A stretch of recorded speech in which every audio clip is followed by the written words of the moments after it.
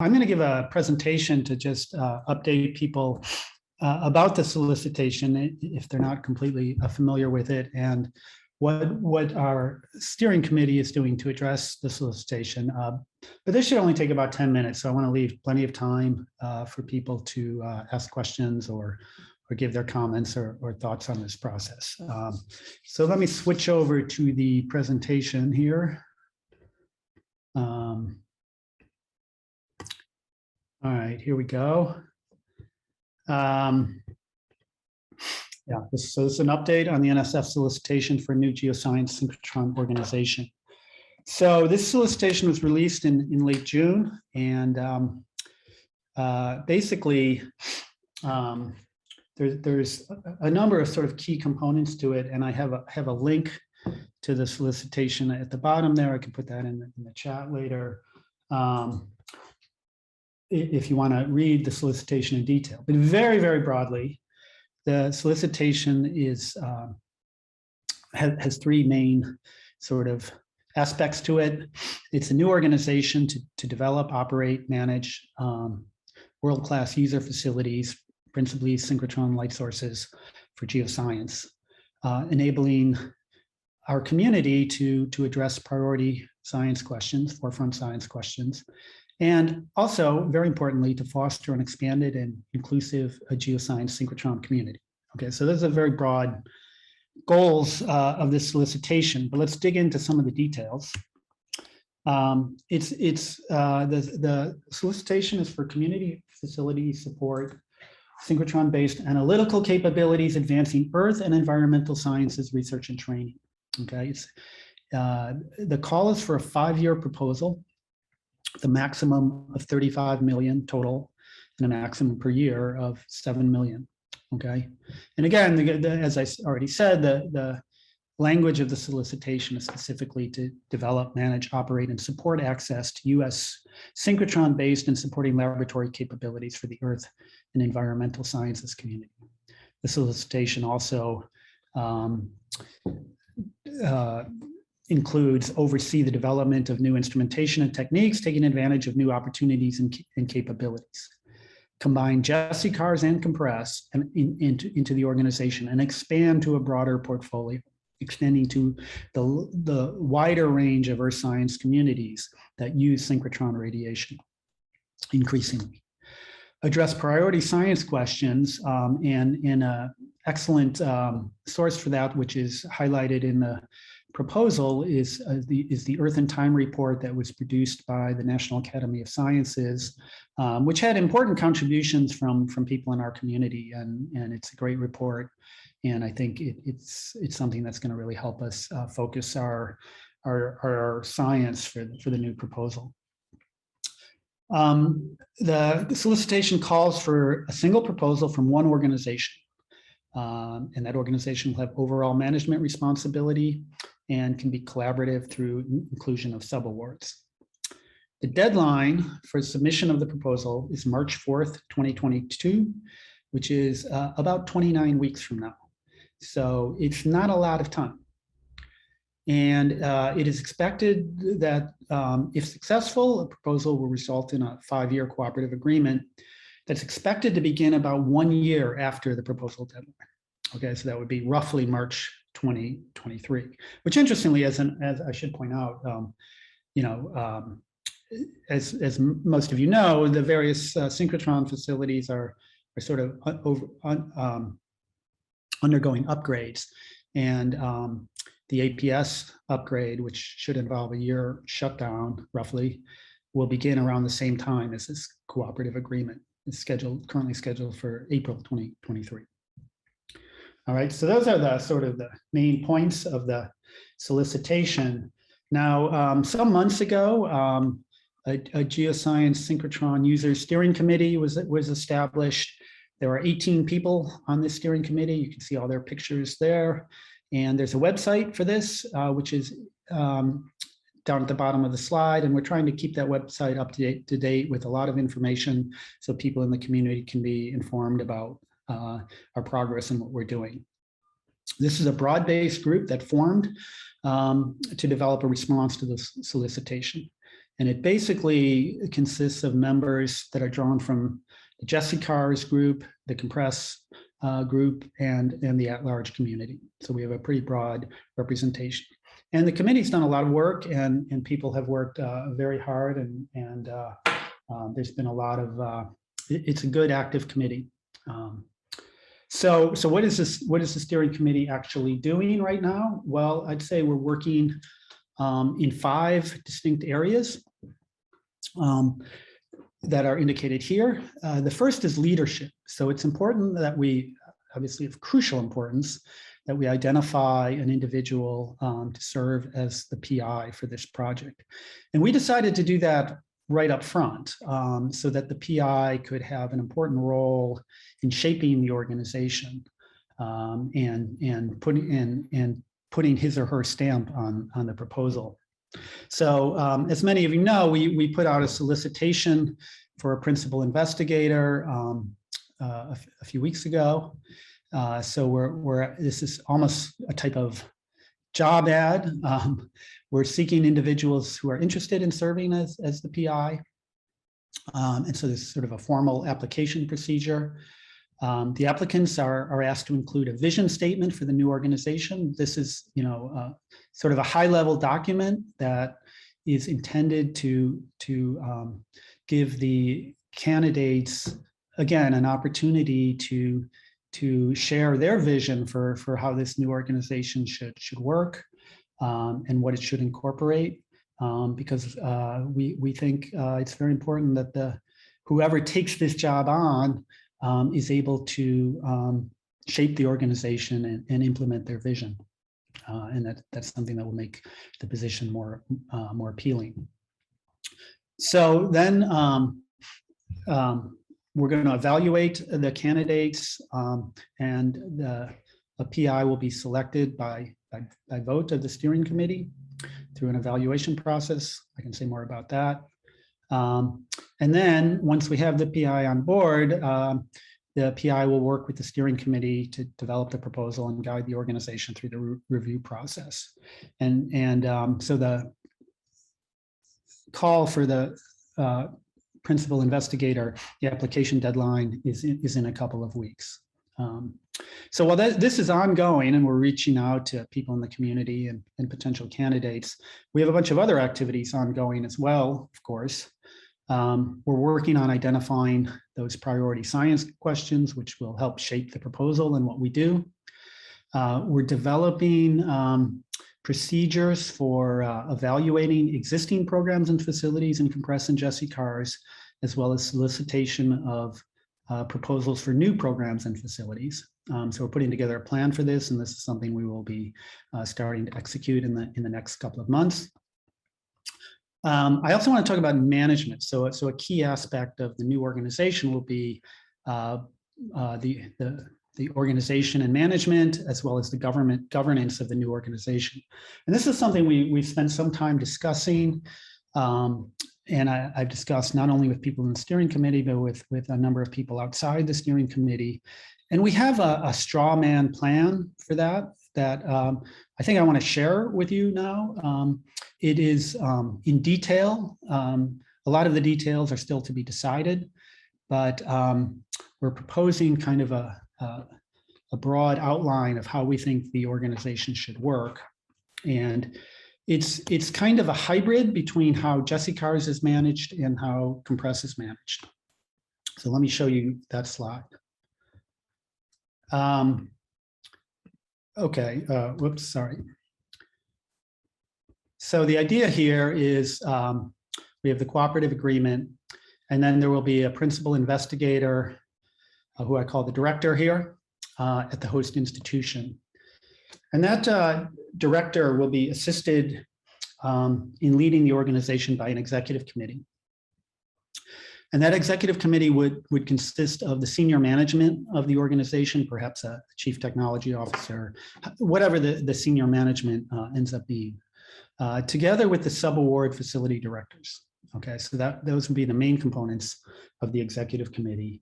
And they will lead the organization, the director with the support of the executive committee. So what's the role of the user community in this model? We envision that there will be a user organization. So I'm calling it GeoSync here. We haven't actually decided on a name for the organization or for the new facility, the new organization, but I'm just using GeoSync here as a temporary, make it easier to refer to it. So we anticipate there'll be a user organization, and that user organization will elect an executive committee, which will operate under a set of bylaws, okay? And so the user organization will have a number of roles. First of all, they will interact with and advise the executive committee and the director on all issues related to users, all issues that affect the user community. They will also, for instance, likely be tasked with organizing the scientific content of an annual meeting and providing a set of recommendations each year to the executive committee, and playing an important role in providing guidance on the scientific focus of the organization, okay? In addition, we anticipate that there would be an external advisory committee. This would be more of an appointed committee. These would be people selected for their particular expertise, maybe in geoscience or in administering large community organizations or in synchrotron techniques. So they would be selected to give their guidance to the executive committee. In addition, the beamline scientists are a really, really important component of both COMPRES and Jesse Cars. And so we envision some mechanism by which the beamline scientists can have a voice and have a pathway to interact with the executive committee, as well as with the user organization, with the users as well. Those are the main points that I want to make about this. Again, a lot of the details are still to be worked out, but the essential point here is how the organization is governed.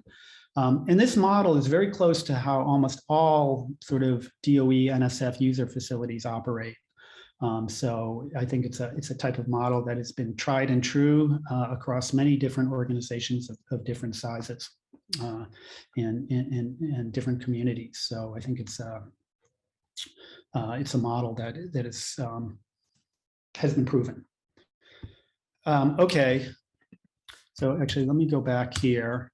In addition, so those are 4 of the things that we've been working on. A 5th thing that is an important component of this effort is community outreach. So we're trying to keep the community informed and get input from the larger community. Obviously, this session is one example of that. There have been a number of town halls that Carl has put together. There'll be more of those. There's going to be one at AGU, although at that point, hopefully a lot of the work will be done. We've also organized some workshops. I'll say more about that in a minute.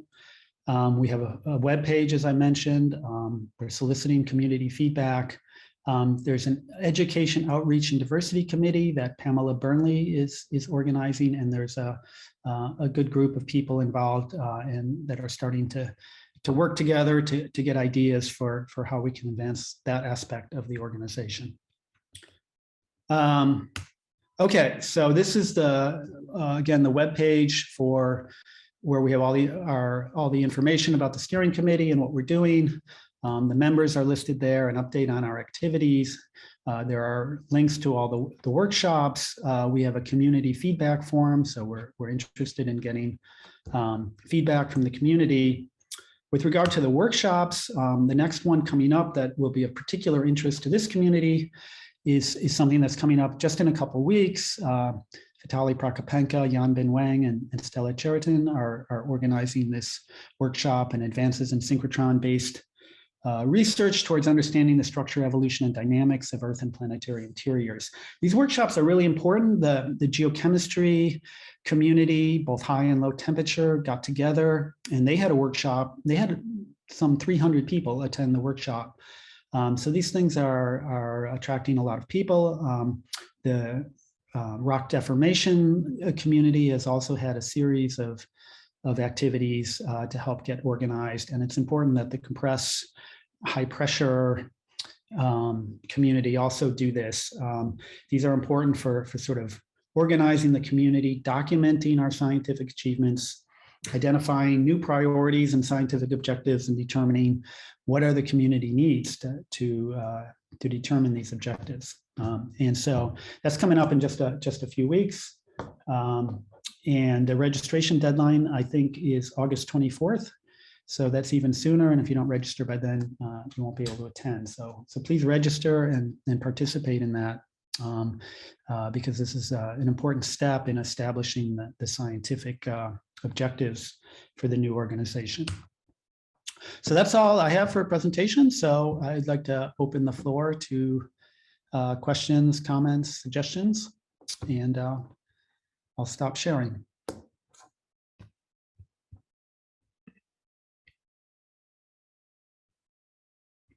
So yeah, I'll add what Pamela Burnley put in the chat, that, subcommittee membership is open to all, not just those on the steering committee. If you are interested in participating, contact Pamela.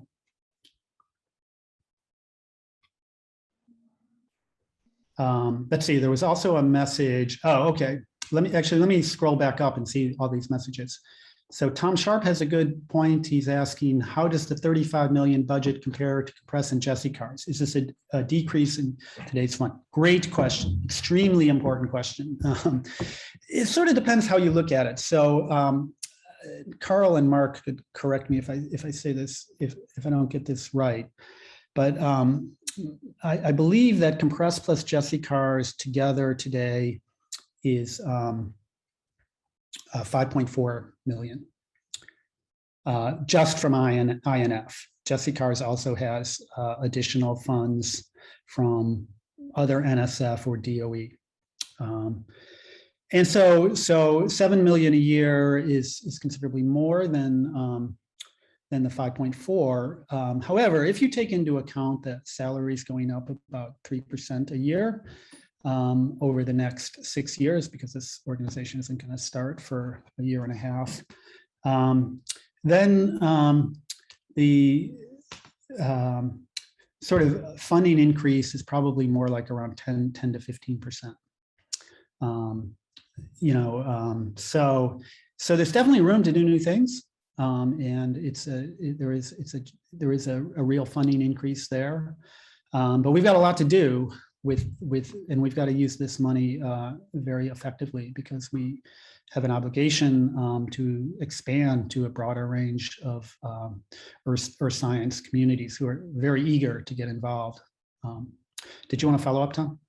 I just want to say that from the solicitation, that the outreach component, including sort of JEDI activities and so on, seems to be very important. I just want to make sure that as we plan, that there's plenty of funding left for that outreach component. In COMPRES, what's happened with flat funding is that the outreach side tend to have gotten squeezed over time as other costs went up. That's right. Yeah, Carl. Right. So I'd just like to respond to Tom Sharp. You're exactly right, Tom. And Tom Duffy is also right when he's saying that it's a modest increase over what we currently have. And the fact of the matter is the way that NSF has proposed this funding, 5-year funding profile, has it also as flat funding, more or less. So you end up into the same pinch that COMPRES found itself in all of its cooperative agreements. You start off with, a certain amount, and then it gets squeezed down through the pressure of salaries, which are, the lion's share of the expenditures. So yeah, absolutely right. By my calculation, and again, this is just assuming, let's just assume for argument's sake for the moment, that you keep everything that you have in Jesse cars and you keep everything that you have in COMPRES. That's not necessarily going to happen, but let's just say that those are spoken for. Early on, it looks like you have maybe $1.5 million to play with, but over time, that $1.5 million per year pinches down to around 400,000. So that's the real recurring available funds over 5 years. So that's a sobering constraint on all of this. Anyway, good question. Thanks, Carl. Yeah, Sure. that's well stated. Yeah, so we're gonna have hard decisions to make. It's not gonna be easy, and there are a lot of things to trade off with. So let's see. There's a comment from Suki Dorfman in the chat. Given the different sizes of the different communities that are merged into this group, how will the proposed structure balance the needs of these constituencies? That is also a great question, and that's one of the reasons why I think the compressed model probably is more difficult to apply to a larger and more diverse community. So I think an important aspect of dealing with that is to have good rules and good bylaws in place to guide the election of the user organization executive committee. That they're going to be the crucial body, and they have to be representative of all the different constituencies involved. So that's something that will ultimately come out of the bylaws. In particular, sort of guidelines for how to nominate, how to choose nominees for the executive committee, stressing the need to balance different constituencies in that process. But it's definitely going to be a bigger community and a much more scientifically diverse community. So, but we have to work hard to find areas of commonality and develop the ability to work together as a larger community, but work for the common good.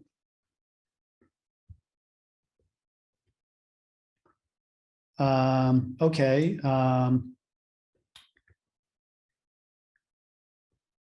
I don't see any other comments. Abby Kavanagh says, consider giving beamline scientists seats on the executive committee.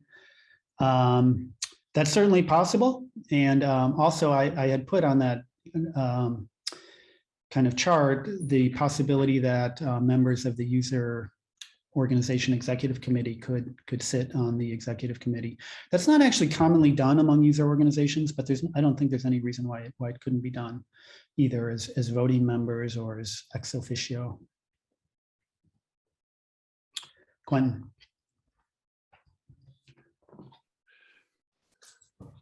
Yeah, I think the budget issue is a really profound one. And I think that even simply saying that there's 1.4 tapering down to 400,000, 1.4 million initially to 400,000, and that will impact EOID budgets, for example, is an understatement of the obligations of the new organization. You know, Jesse Cars has a great intellectual footprint that spans from high pressures to environmental research. COMPRES doesn't. So the footprint for other communities, and by other communities, I probably mean predominantly rock mechanics and its related areas, and low temperature geochemistry, the net EAR-IF footprint for those communities at other synchrotrons outside of APS is fairly small. And I'm anticipating, and this is not a secret, I think, to the steering committee, that there will be a lot of pressure put on that very limited incremental budget from other communities that, quite frankly, have been less effective over time at selling their needs at synchrotron facilities to NSF. That they will see that they legitimately see this as an opportunity to engender greater support for their research at facilities. So there's not only EOID as an expanded initiative, this is sort of a classic NSF call, which is we raise your budget by a little, but we raise your scope hugely, and we want a lot of outreach in addition. So that's going to present some huge challenges for the organization. That's my projection on it. But I wanted to emphasize the ancillary communities as well, which I don't think those were so aggressively phrased by others. All right, thanks, Quentin. Any other, I saw one hand up, but I guess it got taken down. Other comments?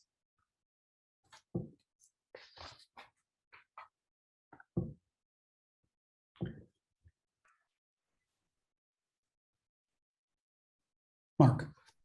Yeah, I just put a comment in the chat that sort of responding to Abby's suggestion of maybe having people on the, and your suggestion of having users organizations, executive committee members on the new organization's executive committee. I mean, at the APS Scientific Advisory Committee, which is sort of the most powerful advisory committee to the APS that the director, must listen to. That has seats on 4 people from the users organization. And I believe also from the Partner User Council, which is the organization that represents all the CATs, the people that run the beamlines that are, independent of the APS. Okay, that's good to know.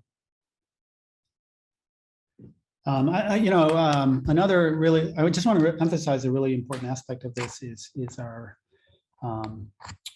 the role of the PI in this organization, where this is going to be an opportunity for somebody to really lead and shape the direction of science, the synchrotron science, which is so important to us. I think it's a really important job, and we need. So we need to identify candidates. So we're looking for suggestions, and we're looking for people to step up and apply for this and give us their vision statement.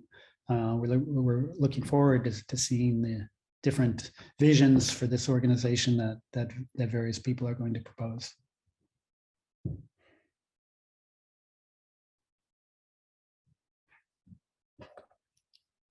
Other comments or questions?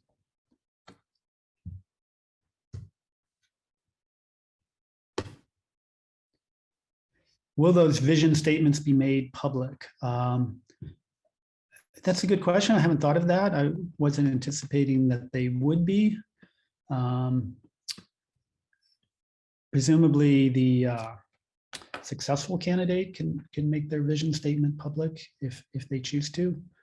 But I don't think that's really something that I believe applications, there should be a certain degree of confidentiality with applications, but others could disagree with that.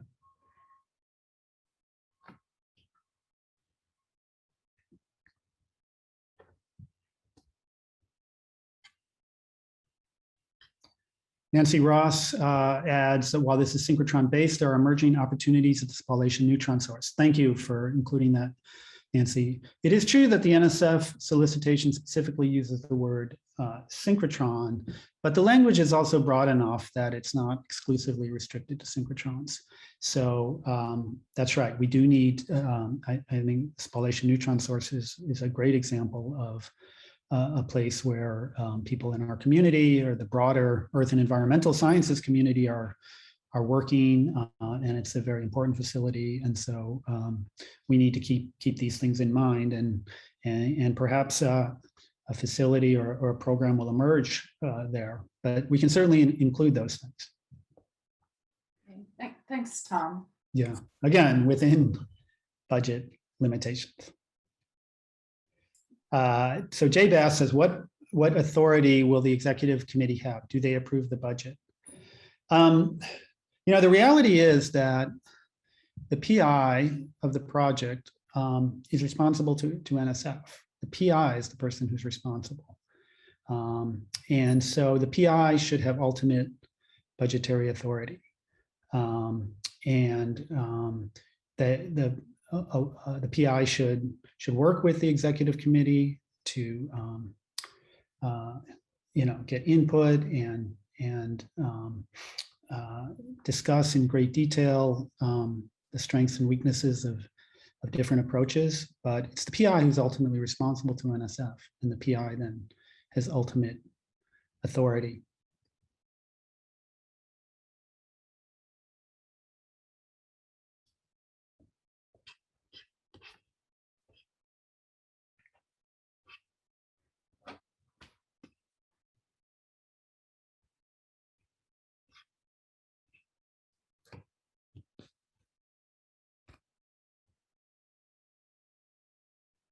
Okay, so we only have a few more minutes, I guess. Is this supposed to end? What time is this supposed to end? 1:45? Yeah, so we have a couple more minutes. Any final questions? Comments? Again, feel free to go to the webpage. Again, we really appreciate getting input and comments from the community as we move forward. This is really important for our research and for many of our research programs. And between COMPRES and Jesse cars, there's something like around 30 FTEs employed, and some incredibly talented people who work really hard for our community, the beamline scientists and the staff.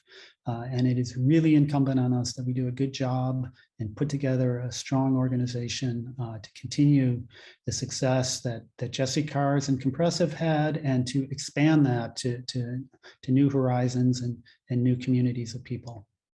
So we really need a lot of help and input from the larger community here.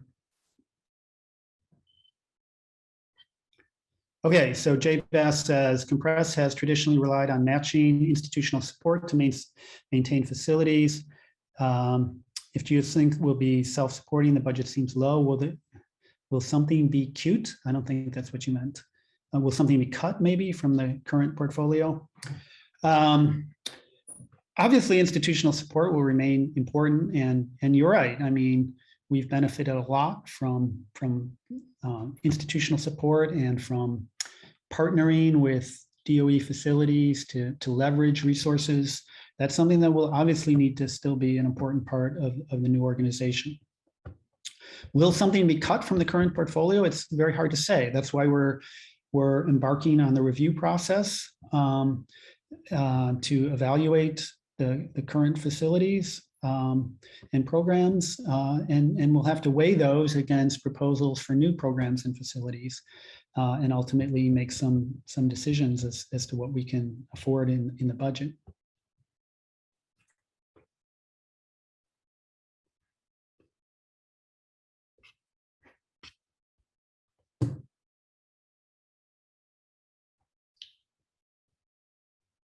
Okay, any last question?